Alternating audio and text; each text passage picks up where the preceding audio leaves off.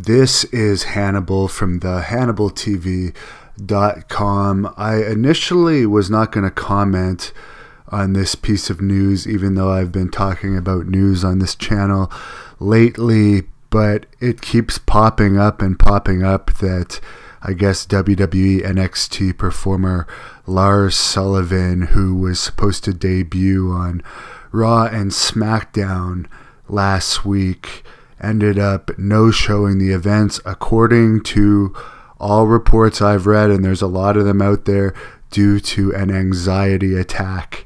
He did not go to the events where apparently he was supposed to make his debut, and allegedly there are plans to have him face John Cena at this year's Wrestlemania, so he was apparently in for a monster push. And I actually didn't believe it at first, but these reports have kept coming all weekend, because I didn't want to believe it, for one thing, because one of the reasons I liked wrestling is because I always thought wrestlers were the toughest people in the world, and the biggest, the strongest, and the meanest.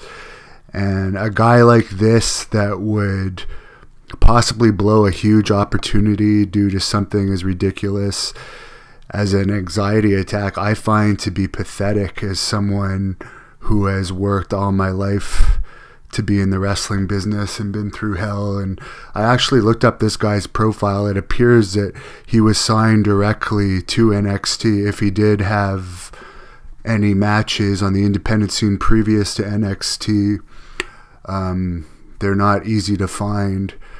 And yeah, basically he no-showed. I'd be surprised if WWE still gives him a push, because there's always going to be that question. There's going to have to be a lot of money behind him if he's going to get a push.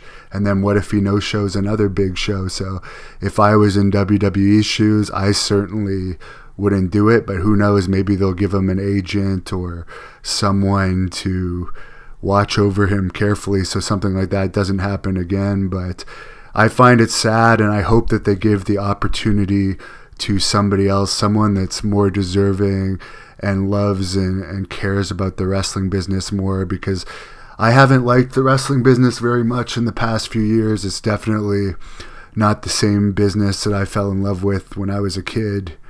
But something like this, I really find pathetic, and it saddens me that people like this are now in the wrestling business, when in the past they would have been weeded out a long time before they ever got to this stage.